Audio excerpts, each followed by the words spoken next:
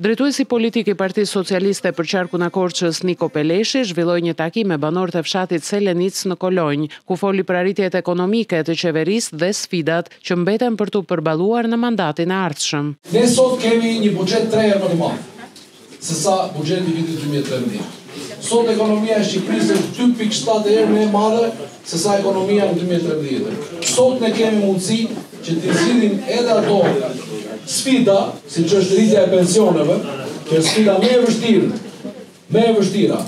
Kemi 750.000 pensionistë.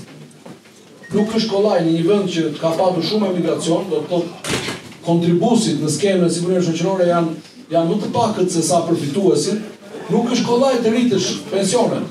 Ama ne tani mund të flasim për rritje pensionesh, sepse ne e quam trefish buxhetin. Bëm reforma të ndihmshme, u përballëm me pak kënaqësi, me shumë durimi kemi sqaruar, për shembull pse duhet që të bëni reformën e energjisë elektrike. Ama kushtojmë 150 milion euro.